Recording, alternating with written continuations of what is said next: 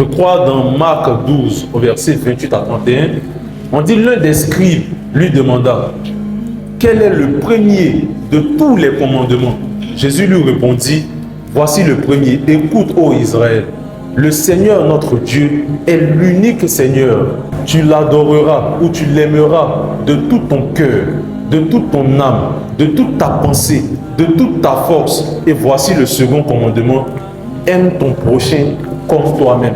Et le prophète Ali nous rappelle également cela dans un hadith rapporté par Anas ibn Malik. Il nous dit qu'aucun d'entre vous ne sera véritablement croyant que s'il aime pour son frère ce qu'il aime pour lui-même. Faites attention à la syntaxe que le prophète a utilisée dans cette parole. Il n'a pas dit que pour être croyant, il faut aimer pour son frère ce que tu aimes pour toi-même. Ça, c'est une phrase affirmative. C'est un devoir. Mais ici, il dit quoi? C'est ce qu'on appelle le morphème de discontinuité ou bien la restriction négative.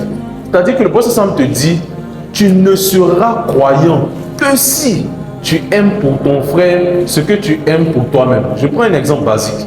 Tout de suite, je vous dis, vous pouvez sortir de cette salle avec la main levée. Je vous ai dit quoi? Vous pouvez sortir de cette salle avec la main levée. Vous allez voir certains qui ne vont pas lever la main, qui vont sortir de cette salle, il n'y a pas de problème. Mais si je dis, vous ne pouvez sortir de cette salle qu'avec la main levée, ça signifie que quand vous allez franchir la porte, c'est obligé que votre main soit levée.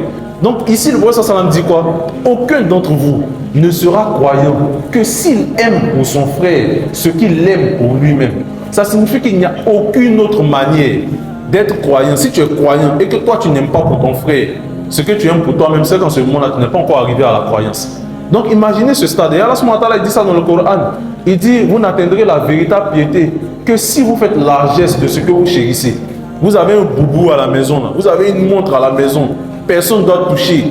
C'est ça, vous prenez, puis vous dites, vous avez un frère, vous avez un ami, et puis vous lui dites, tiens, je te fais ce cadeau-là. Je vous assure, par cette action-là, Allah va tellement vous aimer. Donc c'est très important d'être dans cette dynamique-là, d'aimer pour son frère. Je répète, aimer pour son frère ce que vous aimez pour vous-même.